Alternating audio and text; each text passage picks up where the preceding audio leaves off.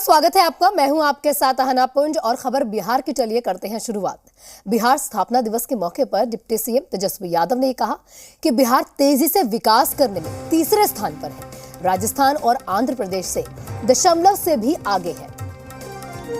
11% के साथ साथ विकास हम कर रहे हैं। आधारभूत संरचना में हम सबसे आगे हैं। बिहार आर्थिक विकास के दर में देश के अग्रणी राज्यों में शामिल है और देश के राष्ट्रीय औसत से बेहतर भी है। तेजस्वी ने बिहार दिवस के मौके पर आर्थिक विकास के दर को लेकर राज्य सरकार के कार्यों की सराहना भी की है। उन्होंने कहा कि जब से सत्ता से बीजेपी बाहर हुई है तब से केंद्र का रवैया बिहार के प्रति असहयोग रहा है। बावजूद इसके हम आगे बढ़ रहे हैं।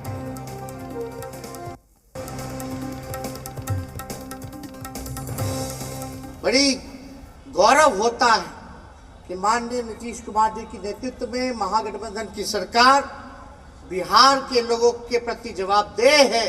बिहार को आगे ले जाने के लिए, हर एक लोगों के तरक्की के लिए, समाज के अंतिम पायदान पे खड़े व्यक्ति को आगे बढ़ाने के लिए, चाहे अगड़े हो, पिछड़े हो, अति पिछड़े हो, दलित हो, महादलित हो, अल्पसंख्यक हो, पुरुष हो, महिला हो, युवा हो, बच्चे हो, बूढ़े हो, सभी लोगों के लिए हम लोग जो है काम कर रहे हैं। और साथ ही साथ उन्होंने आंकड़ा बताया कि हम तीसरे नंबर में फास्टेस्ट ग्रोइंग स्टेट में, यानी तेजी से विकास कर रहे हैं। आंध्रा और राजस्थान हमसे आगे, लेकिन जो दूसरे नंबर पे है या पहले नंबर पे है, जो हमारा लगभग 11% है फास्टेस्ट ग्रोइंग स्टेट का, तो ज़्यादा डिफरेंसेस ना राजस्थान से हमारा है, कुछ पॉइंट, कुछ दशमलव, कुछ संख्या में वो आगे हैं, लेकिन ज़्यादा का अंतर नहीं। आंध्रा का भी पहले और दूसरे में ज़्यादा अंतर नहीं है। और आपको बता दें, माननीय मुख्यमंत्री जी के नेतृत्व में बिहार जो है फास्टेस्ट ग्रोइंग स्टेट तो है ही, लेकिन इंफ्रास्ट्रक्चरल डेवलपमेंट में भी जो है बिहार अव्वल नंबर पर है। और वहीं इस पर अब सियासत भी शुरू हो चुकी है। कुछ राजनीतिक दलों की प्रतिक्रियाएं भी आपको सुनाते हैं। आपने जो बयान दिया कि केंद्र ने असहयोग कर रहा है सरकार जाने के बाद, तो आप घबराइए मत। आप ये बताइए कि बिहार में धन उपार्जन के लिए, अर्थव्यवस्था के लिए क्या क्या आपने किया है? कहां से आपका, किस टैक्स से आपका बिहार चल रहा है? केंद्रीय अनुदान से, केंद्रीय पैकेज से आप सैलरी दे रहे हैं। ये पुल पुलिया, ये मरीन ड्राइव, ये मेट्रो, ये रोड, ये किसके पैसा से बन रहा है? आप 2 नंबर का दारू और बालू का पूरे बिहार में 50,000 करोड़ का अवैध कारोबार चालू है। हर जगह 2 नंबर का दारू और बालू मिल रहा है। आप बताएं कि कहां से आप पैसा, किस टैक्स के पैसा से आप बिहार चला रहे हैं? आप केंद्र के पैसा से आप बिहार चला रहे हैं और ब्लैक मेल करके आप चाहते हैं कि और पैसा ले कि बिहार, मेरा रोजगार चले, बिहार चले। कल डिप्टी सीएम श्री तेजस्वी यादव जी ने बिहार दिवस के मौके पर ये बातें कही कि केंद्र में बीजेपी सरकार बिहार के साथ सौतेला व्यवहार कर रही है, बिहार को सहयोग नहीं कर रही है। इसके बावजूद बिहार विकास करने में तीसरे स्थान पर है और अब चौतरफा विकास बिहार में हो रहा है। ये नीतीश तेजस्वी की सरकार का संकल्प है कि बिहार को देश के अग्रणी राज्यों में शामिल होने का सपना पूरा हो रहा है, लेकिन केंद्र में बीजेपी सरकार जिस तरह बिहार के साथ सौतेला व्यवहार कर रही है, ये जनता भी देख रही है। माननीय नीतीश कुमार जी के कुशल शासन, प्रशासन, प्रबंधन से बिहार सीमित संसाधनों में, आंतरिक संसाधन से भी बिहार का विकास दर डबल डिजिट में रहा है। और कितने वर्षों में तो बिहार शीर्ष राज्यों में रहा है। और बिहार का विकास में और ज़्यादा पर लगेंगे, विकास, ऐच्छिक विकास करेगा अगर बिहार को विकास विशेष राज्य का दर्जा मिले। ये बातें हमारे बिहार के माननीय मुख्यमंत्री जी ने अनेकों बार रखा है।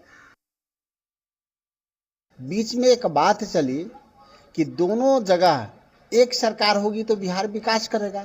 माननीय मुख्यमंत्री भारतीय जनता पार्टी के भी साथ गए, बावजूद नरेंद्र मोदी जी ने बिहार को कोई लाभ नहीं दिया। माननीय मुख्यमंत्री जी ने पटना यूनिवर्सिटी को केंद्रीय यूनिवर्सिटी की दर्जा देने की बात तो प्रधानमंत्री के सामने में किया, प्रधानमंत्री जी ने इनकार कर दिया। भारतीय जनता पार्टी भी बिहार को विशेष राज्य के दर्जे की मांग को आगे बढ़ाने की बात तो विपक्ष में रहते हैं तो करते हैं, लेकिन केंद्र में थे तो आज सुशील मोदी से लेकर नित्यानंद जी से लेकर संजय जायसवाल सबकी चुप्पी है कि बिहार को विशेष राज्य का दर्जा मिले। तो मुझे लगता है कि केंद्र सरकार बिहार को और सुविधा मुहैया कराया होता तो बिहार और विकास करता। बिहार अपने दम पे यहाँ तक पहुँचा है, केंद्र सरकार का सहयोग होता तो और आगे बढ़ता। माननीय तेजस्वी जी ने बिहार के संदर्भ में आर्थिक स्थिति की चर्चा की है, और यदि हम लोग उसको अपनी नज़र से देखते हैं तो ये पाते हैं कि भारत में प्रत्येक व्यक्ति आय प्रति माह लगभग 14,333 रुपया आता है, और अगर हम वहीं बिहार की तुलना यदि करते हैं तो प्रत्येक व्यक्ति मासिक आय मात्र 4500 रुपया आता है। तो फिर हम कैसे मान लें कि बिहार की स्थिति आर्थिक रूप से बेहतर है? अभी तो ये तुलनात्मक दूरी बहुत ज़्यादा है। बिहार से पलायन भी सबसे ज्यादा हो रहा है। बिहार से उद्योग धंधों का नहीं लगना भी बिहार में एक बड़ी चुनौती है। बिहार के छात्रों को बढ़िया पढ़ाई के लिए भी बाहर जाना पड़ रहा है, ये भी बड़ी चुनौती है। विकास हो रहा है, ये आंकड़ों में दिख रहा होगा, लेकिन सच्चाई ये है कि बिहार के लोगों को मूल चीजों के लिए बाहर जाना पड़ता है। बिहार में बेहतर स्वास्थ्य सेवाओं के लिए लोगों को बाहर जाना पड़ता है, बेहतर शिक्षा के लिए बाहर जाना पड़ता है, बेहतर रोजगार के लिए बाहर जाना पड़ता है। तो विकास हो तो पलायन जरूर रुके, ये भी साथ में देखने की जरूरत है। और वही हमारे संवाददाता पटना से रुपेंद्र हमारे साथ जुड़ चुके हैं। रुपेंद्र, सबसे पहले ये जानना चाहेंगे, देखिए जिस तरह से डिप्टी सीएम तेजस्वी यादव ने बयान दिया कि बिहार जो है ग्रो कर रहा है, बिहार आगे बढ़ रहा है, लेकिन अगर विपक्ष की माने तो बिहार में ही पलायन सबसे ज्यादा हो रहा है, बिहार से ही पलायन लोग कर रहे हैं। अगर शिक्षा, पानी और स्वास्थ्य व्यवस्था को देख ले तो यहाँ पर कुछ ज्यादा चीजों की जो फैसिलिटीज है वो यहाँ पर नहीं दी जाती। देखिए, बात कही जाए बिहार की तो बिहार जो है हमेशा जो है आगे बढ़ते रहा है और अभी भी जो है आगे बढ़ रहा है। लेकिन अब जिस तरह से विकास की बात की जाए और राजनीति की बात की जाए, दोनों लेकर अगर बात की जाए तो साफ तौर पर देखा जाए जिस तरह से बिहार के मुख्यमंत्री नीतीश कुमार चाहे उनके मंत्रिमंडल के लोग जिस तरह से कह रहे हैं कि बिहार का जो है विकास हो रहा है, बिहार आगे बढ़ रहा है। खुद तेजस्वी यादव ने कहा है कि बिहार जो है आगे बढ़ रहा है, लेकिन केंद्र जो है सौतेला व्यवहार कर रही है और केंद्र जो है मदद नहीं कर रही है, जिसके कारण जो है जिस तरह से विकास होना चाहिए नहीं हो रहा है। लेकिन फिर भी राज्य सरकार अपने हिसाब से जो है वो बहुत अच्छे विकास कर रही है, चौथे स्थान पे है। तो तमाम चीज़ों को देखा जाए तो एक तरह से देखा जाए तो इसमें राजनीति भी काफ़ी होती है। जो भी जो सत्ताधारी पार्टी जो बिहार में रहती है और विपक्ष की पार्टियां जब केंद्र में रहती हैं तो होता यूँ है कि लगातार जो है केंद्र पर ठीकरा फोड़ा जाता है। लेकिन अगर जिस दल की सरकार बिहार में रहती है या जिस गठबंधन की सरकार बिहार में रहती है और उसी गठबंधन की सरकार अगर देश में रहती है तो कभी भी इस मुद्दों को नहीं उठाया जाता है। लेकिन एक तरह से देखा जाए कि चुनाव है और 2024 और 2025 में चुनाव होने वाले हैं, कई मुद्दे हैं जिसको लेकर जो है आपको विपक्ष जो है वो आगे जाएगा। केंद्र का विपक्ष यानी कि बिहार का सत्ता पक्ष जो है वो महागठबंधन जो है चुनाव में आएगा और साथ ही जो सत्ता पक्ष जो है केंद्र में यानी कि बीजेपी जो बिहार में विपक्ष की भूमिका में है वो जो है चुनाव में जाएगा। तो कहीं ना कहीं एक तरह से देखा जाए कि एक एक मुद्दे को लेकर जो है जनता के सामने जाया जाता है और यही कारण है कि एक महागठबंधन ने मुद्दा अपना बनाया है कि केंद्र जो है सहयोग नहीं कर रही है, जिसके कारण हम विकास जो है जितना करना चाहिए उतना नहीं कर पा रहे हैं, बल्कि अपने खुद की शक्ति से जो है हम विकास कर रहे हैं।